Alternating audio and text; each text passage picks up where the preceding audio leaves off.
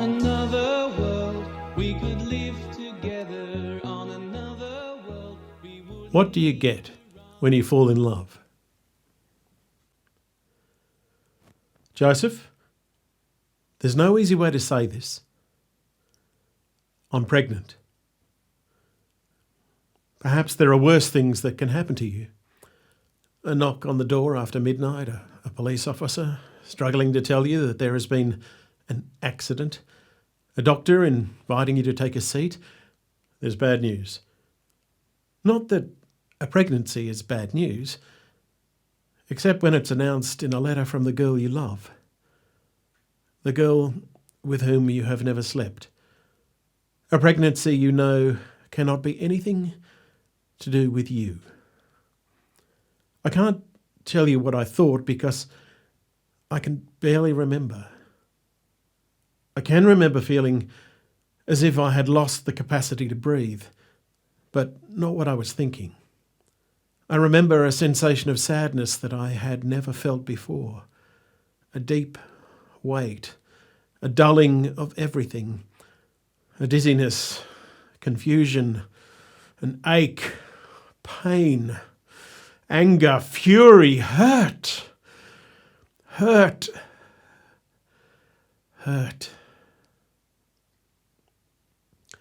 I sat on my swag and wept. I'd gone bush for the night and had been saving the letter because I was so looking forward to it. I wanted to read it under the stars, alone with Mary. When I did read it, I desperately wanted to go home and tell my mum, to ask her to fix things. I was too ashamed. My folks love Mary, almost as much as they love me. They would have been shattered. So I wept until my shirt needed changing, tears and snot and dribble. Then I read the letter again. An angel, a prophecy, a promise, the Son of God. I felt insulted. We had been so close, such good friends. Why would she feed me this ridiculous story instead of just telling me she'd been unfaithful? Why spin this line? Why lie? I had never known Mary to lie. She is scrupulously honest, always brave enough to tell the truth, even to name the truth, even when it was inconvenient. I loved that about her. It was part of the reason I had always wanted to be with her and no one else. She was true north. But this was bullshit. When she'd first disappeared, gone off to her relatives in the scrub, she'd written and been as vague can be. Time to reflect and think. And I'd been fine with that. I missed her cruelly. But she was young, and her dad was hard work. And I was happy to wait, knowing how much we were in love. I didn't have doubts. For 3 months, I got on with my work and waited.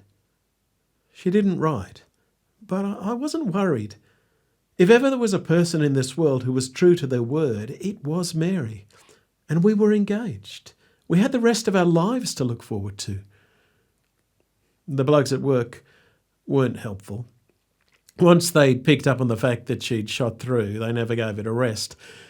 Some of them were just idiots and some of them were jealous because Mary was something special, but most of them were just playing the normal game of making a bad situation worse because that's what we do for our friends in this crazy country. I shrugged it off. I knew Mary. I wasn't worried. Not much, anyway.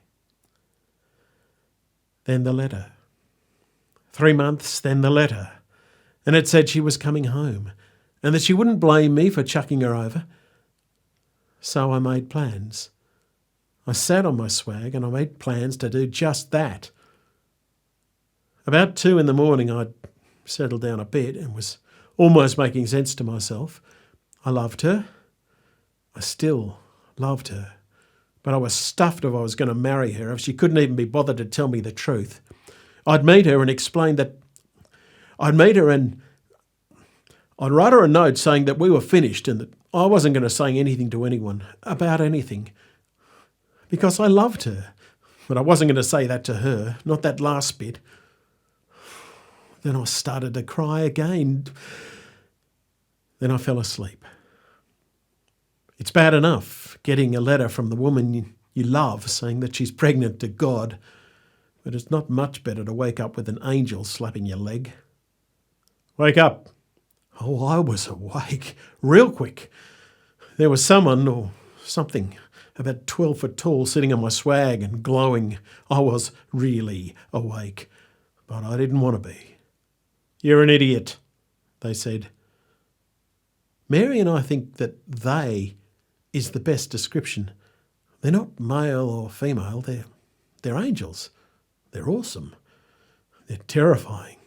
Why would she lie to you? It was a good question, but I wasn't in the best mental or physical state to make a sensible reply. I don't know, I said. Exactly. You don't. Because she didn't. All right? I seriously do not understand the Lord's choices sometimes, he muttered. Has she lied to you before? No. Well,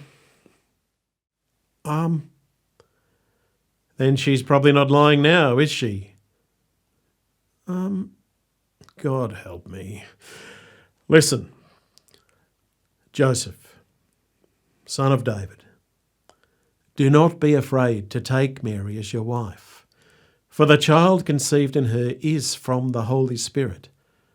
She will bear a son, and you are to name him Jesus, for he will save his people from their sins. Got it? Listen, mate, it was me who told her. I took her the message straight from the boss, just like she said, okay? Seriously? Do I not look serious enough for you? They said, lowering over me. No, yes, I mean you do. Look serious. Good. Thought I might be losing my touch. Bit out of practice with you lot. So, we all good? Sorted? Yeah, sort of. But how? Best not to ask. You won't understand. I know that doesn't help much, but seriously, we don't need to understand everything. It's overrated. Sometimes we just believe. You good with that? Yeah, I guess.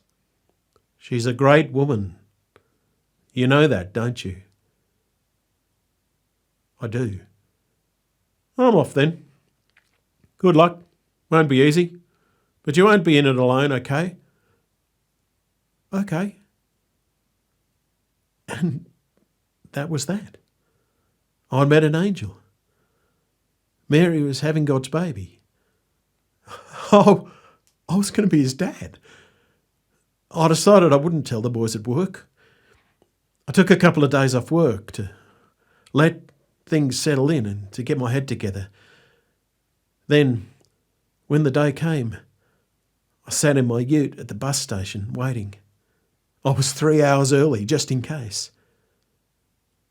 When she got off the bus, I was out of my car and running. She met me halfway.